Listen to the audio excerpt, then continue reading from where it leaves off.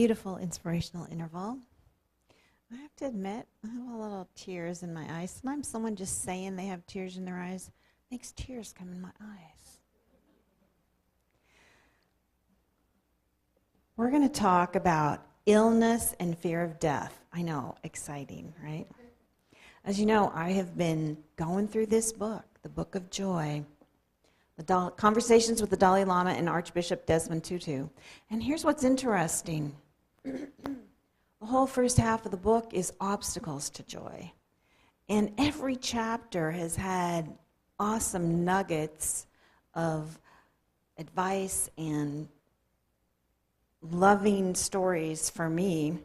And I've been able to create a talk out of every chapter. Well, I'm having a lot of, interesting feelings about illness and fear of death. We all know that illness and death are in our lives. So what's illness and fear of death doing in a book of joy? Yeah, it's because it's part of life. I have found 8 tips for a happier vacation. Yes, it has, and I'm going to start with that. 8 steps to a happier vacation, and it's all going to relate. Traveling can be stressful, but can the science of happiness help? You bet. Aren't you happy that scientists have been studying everything, even our vacations? And I asked before who already went and who is yet to go. With these tips, you're probably going to need to take another vacation. Here's the first tip. Get advice from those who have gone before you. A simple way to forecast how much you're going to enjoy something is to ask somebody who's been there. You know what? It sounds a little loud. I'm echoing. If you could turn it down just a hair, I feel like I can't breathe. And pop, pop. Even though that is my next career, I'm going to need practice. Yeah, maybe a little lame. All right, so I feel better. Now, a better idea is to ask someone, instead of just imagining yourself in a new place, if you've never been to Paris and you think about how it will be, ask someone who's been there. That'll be a good help. Here's a second tip. Mix up destinations and experiences so you don't adapt. Apparently, if you're in Maui and you look at a beautiful sunset for 14 days in a row, it might pale on you. Really? Apparently. So it makes sense to move things around and do different things. Here's my hint. My hint is to see everything with new eyes. So I know that actually every time I've been on a beach, I've liked every single day. Because I think, wow, look, it's the beach again. Now, here's the next tip. Minimize your choices. If you are a maximizer, like the person who wrote this article, you might be worried about making the most of your experiences and having strong fears about missing out. Are you like that? Like when you go somewhere, you want to make sure you get every bit of goodness out of it? Well, the strategy for that is actually surprising, to limit your choices. Instead of trying to get every single thing in, you give yourself a limited amount of choices, and then you can relax about not doing every single thing. Here's an obvious tip. Consider your own personality when you're making choices. Here's the thing. You can know yourself. It's always good to know yourself. And of course, you need to know the people you're traveling with. Do you like novelty and adventure or comfort and stability? Do you want a beach vacation in Cancun, or do you want to hike solo in the Alps? Not me. However, we shouldn't neglect the challenge. It's always good to challenge yourself. So maybe while you're having a beach vacation, you also do a little snorkeling. Something new. Don't let cost concerns ruin your vacation. The unity teaching around that is it's an abundant universe. Many of us enjoy the anticipation of a trip almost as much as the trip itself. But to keep things fresh, it's good to leave some uncertainty. So plan for uncertainty and for awe and flow. And the last tip is choose immersion and connection in your travel. Some people play with bucket lists and make things they want to do in their life. But simply checking off destinations or things to do isn't as satisfying as getting really into it. Get really into it and immerse yourself in it. Now, how does all of this relate? The Dalai Lama and the Archbishop had very differing beliefs about what happens after death. If you know anything about Buddhism, they believe in reincarnation. And if you know, the Archbishop is an Episcopalian. He believes in heaven. So there was a running joke in the conversation between these two during the week.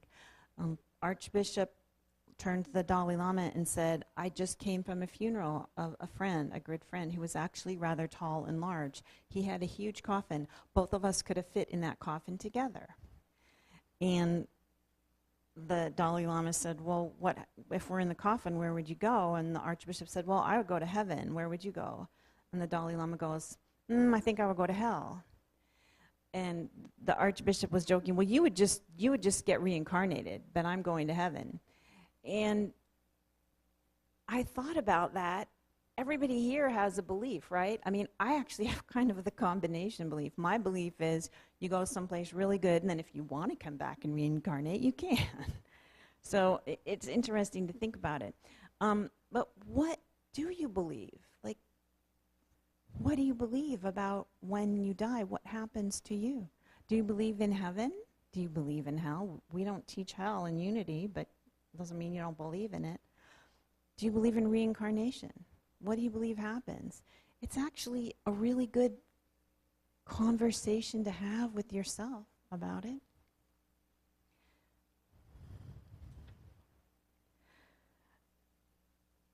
Both of these men had experiences of illness and fear of death at an early age. The Archbishop had some serious illnesses. He had a child, he had polio, and then he had tuberculosis and went to a TB hospital. He talks about a time where he actually thought he was going to die because he noticed that when people started coughing up blood, that's when they died. And then he started coughing up blood. And he thought to himself, maybe this is it for me. And what he noticed was that he said, God, if this is curtains for me, it's okay. And then peace descended on him. Well, he didn't die then. But it did affect his life, actually coming up to the point where maybe he was going to die. Now, the Dalai Lama talked about the most fearful time of his life when he thought he was going to die was when they were leaving, when the Chinese people were, he had to leave. And he had to leave his own country of Tibet because they were being chased out. And he was very afraid. And at that time, he thought he was going to die, and he had to make his way of dealing with it was to make peace with the thought that, well, if I die, then I'm going to die. And the same thing happened to him, making peace with it, the fear went away. So my personal teaching and awareness of this and of going through a lot of fear lately, having been in the hospital a lot, not myself, but with Roland being in the hospital and sitting with him and noticing what happens in hospitals all this time, I noticed that fear comes up. And what I want to do, my first reaction, is I want to shove it down and I want to distract myself, and maybe I could keep watching that thing on Netflix or find a book or whatever it is, or go find some coffee. And then I have learned that doesn't work. The first time Roland was in the hospital for a couple of days, I started getting this really bad backache. And I figured out, with the help of a spiritual teacher, that backache was me holding on to the fear. And it was like a miracle in that I said, okay, I'm going to feel the fear, and I'm going to let it out. And I had a little bit of yelling in the car. Anybody else do yell therapy in the car? Because it's, because no one's in there, right? It's like privacy. And I let the fear arise, and I felt it. And the funny thing about letting fear arise and feeling it, it doesn't last that long. You're not in fear for a long time when you let it through. You know, it comes in waves for sure, and it'll come back for sure. But letting it up, it completely cured my backache. And it was just, it completely got rid of the pain. And now whenever I start to feel the backache pain, I think, okay, what fear am I holding on to? And sit in a quiet place, and I don't always have to yell, and let the fear come up. And I believe that is what the Dalai Lama and the Archbishop were telling us too about fear of illness and fear of death, is that you actually cannot suppress it. You need to let it up. Now here is the interesting thing about hell and why the Dalai Lama said he'd go to hell, which I think is pretty fascinating. Many people on this planet worry about going to hell, but this is not much use. There is no need to be afraid. While we remain on the earth worrying about hell, about death, about all the things that could go wrong, we will have lots of anxiety, and we will never find joy and happiness. If you are truly afraid of hell, you need to live your life with some purpose, especially through helping others. So, the Dalai Lama finally said, slapping the Archbishop on the wrist playfully, I prefer to go to hell than to heaven. I can solve more problems in hell. I can help more people there. I don't know if I'm actually willing to go to hell with a bunch of people, but I really get that. It's a nice thought that at the end of this life, there's this reward. And I know that's why so many people appreciate a lot of the mainline Christianity. And we don't even, you know, and it's funny, in Unity, we say there's no hell other than the hell you create for yourself. We believe there's no place in hell. And even our good friends, the last couple of popes have been going on about hell's not really a place. It's a state of consciousness, which gives us all freedom to create our own state of consciousness. And I thought it would be fun to go through the 8 steps to a happier vacation metaphysically. And this would be 8 steps to getting through illness and fear of death. Well, so try this. Well, the first one's a little bit hard. Get advice from those who've gone before. I personally don't know anybody who's died and come back to life, but I have actually read some of the books.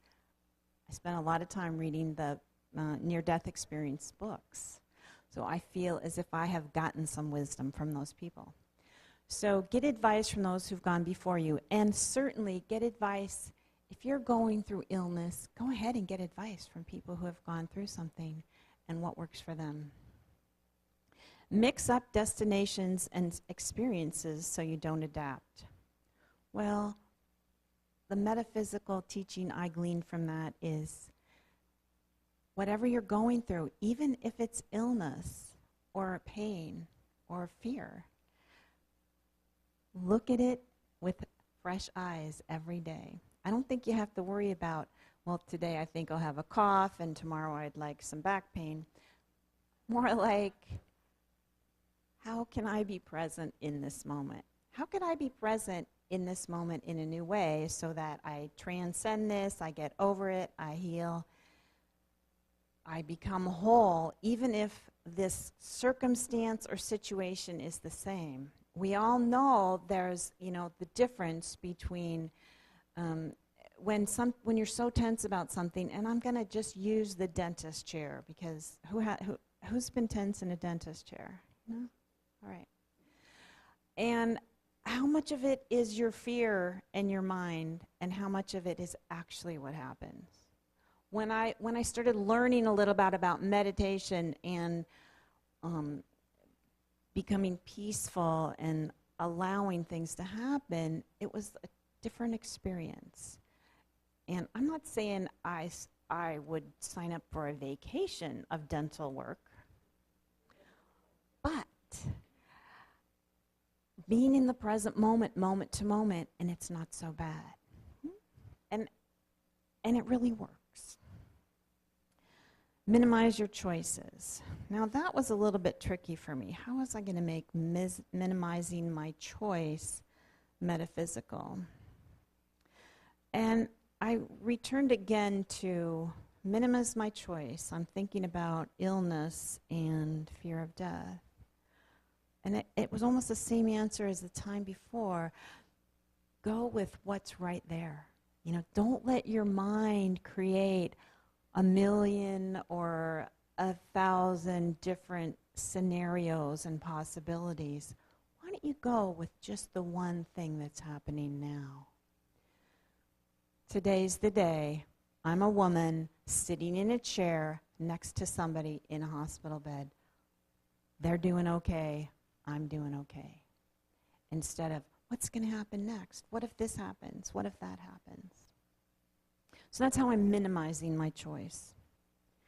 I'm skipping over consider your own personality when making choices, other than it's always good to know yourself. It's good to know ourselves. Don't let cost concerns ruin your vacation. Well, I'm almost getting political here. Cost concerns, I have to say I'm very grateful that Roland has insurance through the VA, and we're really lucky that he did that. So I'm very grateful that I don't have to worry about cost concerns. And I do want to say that I believe that everybody, that we are all one, and that we do want to take care of each other in that way, however we can. Plan for some uncertainty and doses of awe and flow. How about that? Even in the hospital, you can find amazing things. I'll just mention 2 things that I find amazing in the University of Iowa Hospital. They have art on their walls everywhere. You can't go anywhere in that whole hospital where there's not some beautiful piece of art or some sculpture. That is beautiful and awing to me. And then the other part is how wonderful how it's been wonderful to appreciate the caring of people, the caring professionals, and the caring strangers. Choose immersion and connection in your travel. That might be the most beautiful lesson about going through illness, being afraid of death, is the connection. The connection that when we are having difficult moments, instead of shutting down, we open up. Instead of going inside and stuffing, open up and open your heart and look around, and there, I guarantee you, there is another person who has an open heart, where down the hall, around the corner, in the same room, or coming into your life are going to phone you. You know? There's another human being who might be going through the same or worse, or another human being who's a helping person, and they are going to be there for you to connect to.